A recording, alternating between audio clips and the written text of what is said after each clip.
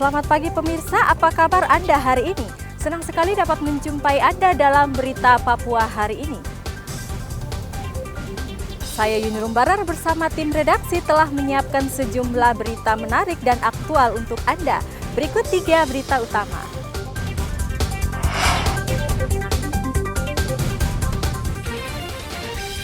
Akibat kemarau, lahan kosong di depan Polres Merauke, Papua Selatan terbakar.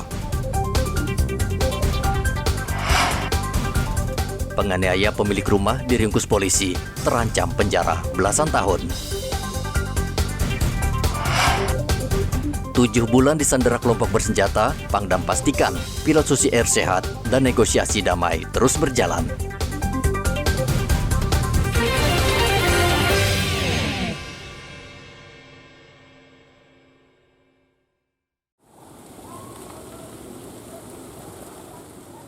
Akibat kemarau, lahan kosong di depan Polres Merauke, Papua Selatan, Selasa kemarin terbakar. Asap tebal membuat warga Pasar Baru Mopah panik, bahkan asap menyelimuti Puskesmas dan Mapolres Merauke, karena letaknya tidak jauh dari lahan yang terbakar. Sekitar 2 jam api berkobar membakar lahan, tiupan angin yang cukup kencang menyulitkan petugas memadamkan api. Selain itu, jalan yang sempit juga menyebabkan mobil meriam air milik Polres sulit masuk ke lokasi. Akhirnya polisi hanya bisa memadamkan api dengan cara seadanya. Tidak, ini baru tadi. Baru kali ini tadi ya? Jam berapa tadi tuh? Tidak tahu, kita juga baru kaget ini. Baru kaget? Tiba-tiba menyala besar? Iya. Itu karena angin toh? Karena angin tiup, jadi dia menyala sana. Mana tadi sampai bakar tidak ada? Oh, tidak tahu, saya baru Dari sana tadi ya? Pas lihat tadi sudah kebakar ya? Musim kemarau menimbulkan kebakaran lahan di Merauke. Pemkab meminta warga tidak membakar lahan sembarangan karena kebakaran cepat meluas dan bisa merembet ke permukiman warga. Muhammad Ridwan melaporkan dari Merauke, Papua Selatan.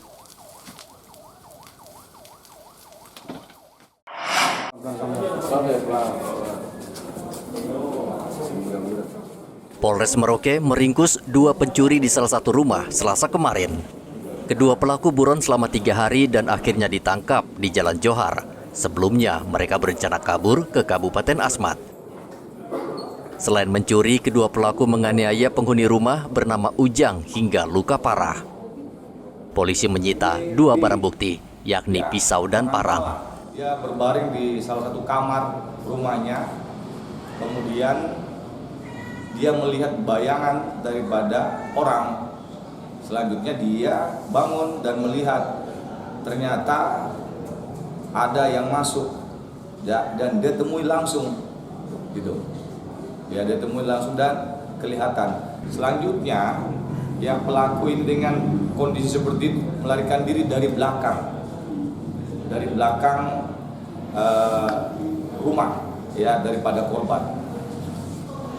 Pelaku masuk dari jendela masuk ke rumah. Ya, ini pelaku bisa masuk ke rumah itu melalui jendela.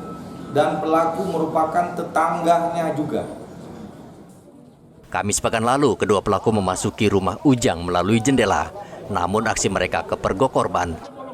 Kedua pelaku panik lalu menganiaya korban berkali-kali lalu kabur melalui jendela. Warga yang mendengar teriakan anak korban mengepung rumah karena mengira kedua pelaku masih ada di dalam rumah dan bersembunyi di plafon. Korban saat ini masih menjalani perawatan di RSUD Merauke karena luka yang sangat serius. Muhammad Ridwan melaporkan dari Merauke, Papua Selatan.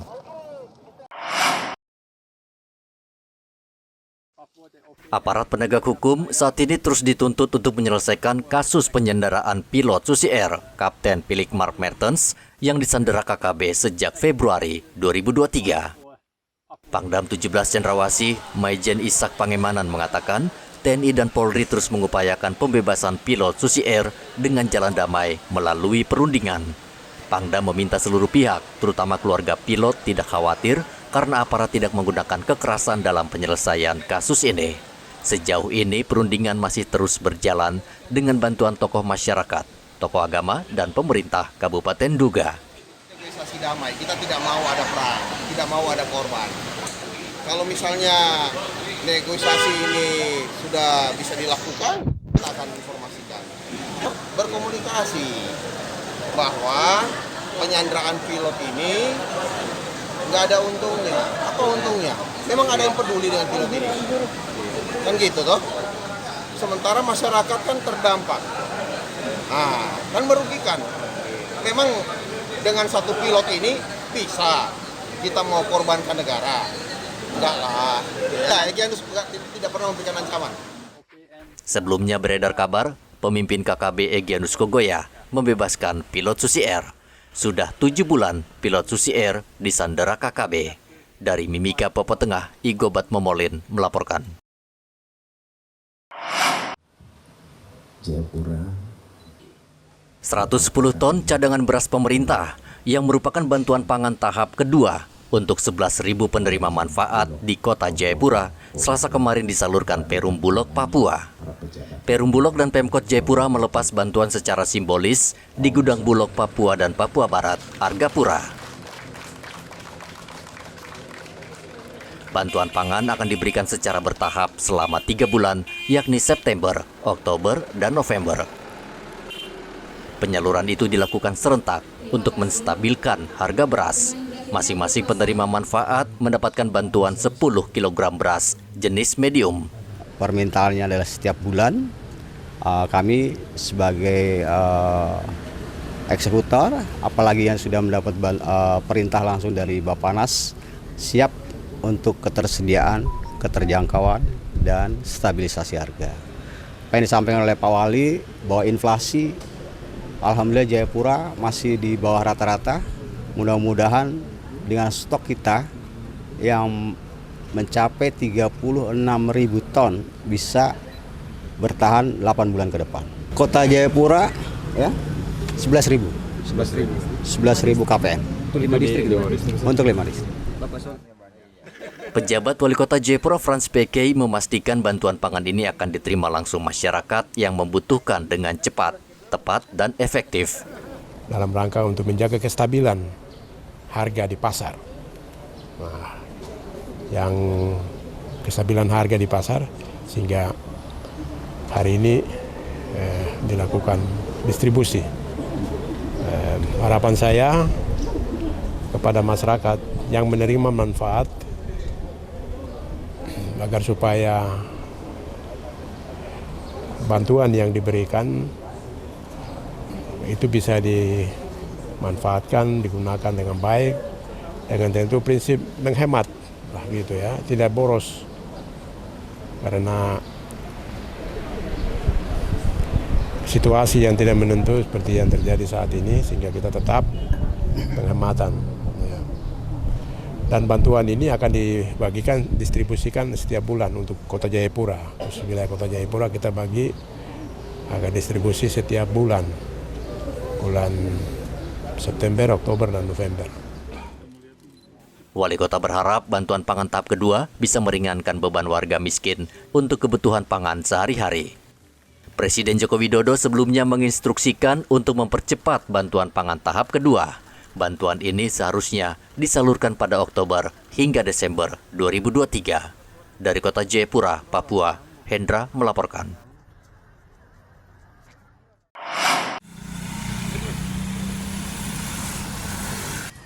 Puluhan polisi ditempatkan di Pasar Lama Timika pada hari ke-9 Operasi Zebra Kartens 2023.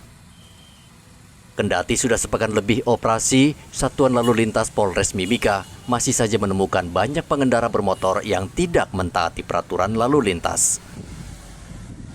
Banyak pengendara yang ditangkap karena tidak menggunakan helm, menggunakan TNKB palsu, serta kendaraan yang tidak layak jalan karena ada beberapa kelengkapan yang kurang dan menggunakan knalpot balap.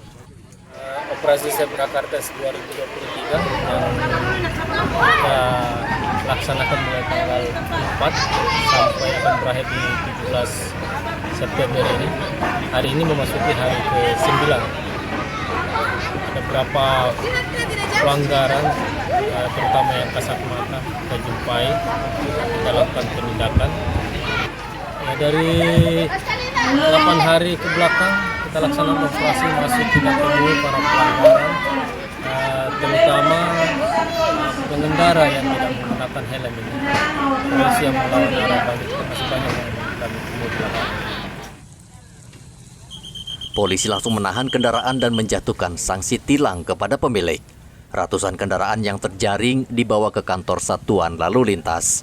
Polisi menghimbau masyarakat mematuhi aturan berlalu lintas demi keselamatan di jalan. Dari Mimika, Papua Tengah, Igobat Momolin melaporkan.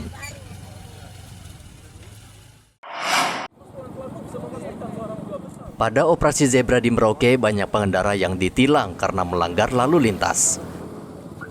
Pelanggaran pengendara antara lain tidak memiliki SIM, tidak menggunakan helm, hingga pajak kendaraan yang sudah mati. Ternyata operasi zebra ini memberikan dampak positif. Banyak warga yang datang ke kantor polisi untuk mengurus SIM karena tidak mau ditilang di jalan. Kasat Lantas Polres Merauke AKP Novi Gulto mengatakan jumlah pemohon SIM mencapai 100 orang per hari. Padahal pada hari biasa hanya 20 hingga 30 orang saja.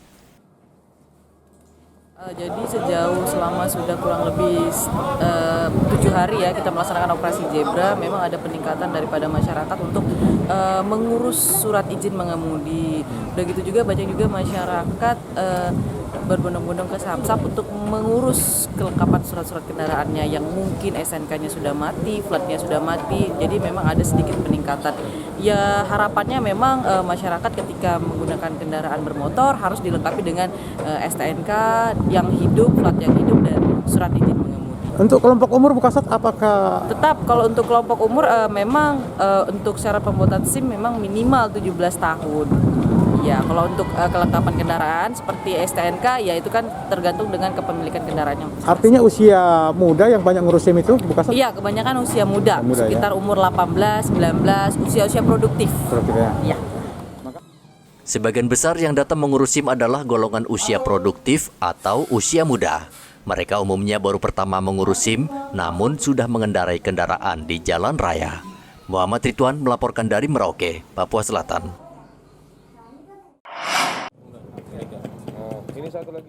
Masih banyak warga Merauke yang kerap membawa senjata tajam seperti parang, kampak saat bepergian. Alasannya untuk menjaga diri. Namun membawa senjata tajam di ruang publik sebenarnya melanggar peraturan undang-undang darurat dan bisa dipidana. Kapolres Merauke AKBP Sandi Sultan menghimbau warga di Merauke tidak membawa senjata tajam dalam bentuk apapun. Ia akan menjatuhkan sanksi berat bagi mereka yang kedapatan membawa senjata tajam dengan ancaman hukuman 10 tahun penjara. Terus membawa sajam, saya ingatkan, ya kami ada aturan yang bisa menjerat kalian, ya undang-undang darurat itu bisa kena sanksi 10 tahun, yang mana orang ya yang tidak memiliki hak untuk membawa sajam berupa sajam untuk penusuk, pemukul dan lain-lain yang sejenisnya, ya ini itu bisa dikenakan sanksi pidana 10 tahun. Polres Merauke berencana setiap Sabtu malam hingga akhir tahun ini menggelar operasi penertiban di Kota Merauke, termasuk razia senjata tajam. Polres Merauke sudah berkoordinasi dengan Gubernur Papua Selatan dan Bupati Merauke, khususnya larangan membawa senjata tajam saat pameran, pawai, atau karnaval budaya. Muhammad Ridwan melaporkan dari Merauke, Papua Selatan.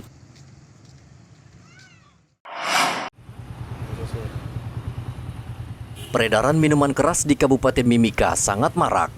Bahkan penjual minuman sudah tidak mengenal waktu. Mereka melayani pembeli selama 24 jam.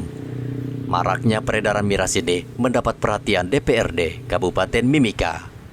Anggota DPRD Mimika Saleh Al-Hamid menyalahkan pengusaha miras yang tidak mengantongi izin usaha sehingga peredaran miras tidak terkendali. Ia meminta Pemkab Mimika menegur dan membatasi penjualan miras karena kerap memicu kecelakaan lalu lintas dan kejahatan dalam rumah tangga. Adanya kecelakaan lalu lintas, adanya KDRT, kan begitu ya, macam-macam dampak. Ini polisi kan punya analisa dan evaluasi. Polisi itu dia dapat menganalisa evaluasi tiap tahun dia buat ANEF. Kematian ini karena apa? Kecelakaan penyebabnya apa? Karena minuman. KDRT, polisi analisa, kenapa ada banyak kejadian rumah tangga, perceraian segala macam? Oh, ini karena minuman keras. maka polisi dapat menekan. Satu-satunya dapat menekan miras itu kepolisian. Penekanannya lewat apa? Penekanannya lewat satu, mungkin pembatasan stok. Ya, misalnya ada orang punya izin nih, tapi izinnya itu misalnya 5.000 botol, 5.000 karton, dia turunkan menjadi 2.000 misalnya. Terus ditekan juga di dalam jam-jam penjualannya. DPRD Kabupaten Mimika juga mendesak aparat penegak hukum mengecek peredaran miras lokal impor yang dijual di toko. Polisi juga diminta rutin merazia penjual miras oplosan yang meresahkan warga. Dari Mimika, Papua Tengah, Igobat Momolin melaporkan.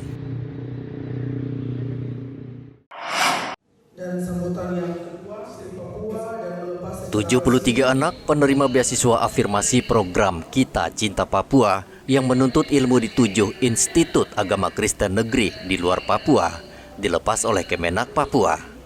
Keenam institut tersebut berada di Manado, Ambon, Tarutung, Palangkaraya, Toraja, dan Kupang, serta Sentani. Mereka dilepas Kepala Kantor Wilayah Kementerian Agama Provinsi Papua, Pendeta Clemens Taran. Beasiswa afirmasi ini bertujuan untuk memacu kuantitas dan kualitas sumber daya manusia Papua di bidang agama dan pendidikan melalui jalur keagamaan. Pemerintah menganggarkan biaya hidup sebesar 13 juta rupiah setiap tahun. Dalam rangka mempersiapkan generasi emas Papua yang kemudian pada waktunya mereka balik jadi pemimpin di daerah mereka. Nah, rata-rata mahasiswa yang dikirim hampir dari pedalaman. Berasal dari orang tua kerja pas-pasan dengan kemampuan juga pas-pasan. Nah, kami coba untuk rekrut mereka. Kita berharap mereka ini dikirim, mereka jadi anak-anak yang terpilih dari semua yang ikut seleksi. Maka harapan kami, mereka gunakan fasilitas yang disediakan negara, ada beasiswa, sekolah, jaga diri baik-baik, karena di atas pundak mereka, mereka jalan bawa nama besar Papua. Perekrutan beasiswa ini murni berdasarkan hasil nilai rapor siswa di sekolah, dan program ini akan terus dilanjutkan sehingga kualitas pendidikan di Bumi Cendrawasih meningkat. Mahasiswa yang kami rekrut sebanyak 73 mahasiswa itu akan ditaruh pada 6 PT KKN dan 1 staf PN. Cara mungkin rekrutannya bagaimana mereka bisa? Untuk tahun 2023 perekrutan yang dilaksanakan itu seleksi nilai murni dari calon mahasiswa. Jadi mereka mendapat beasiswa berapa mungkin per orang ini? Ini program beasiswa untuk Kita Cinta Papua yang dirangkum dalam PIP kuliah untuk 1 tahun itu berkisar 13.200.000. Beasiswa afirmasi orang asli Papua sudah berjalan dari tahun 2020 lalu.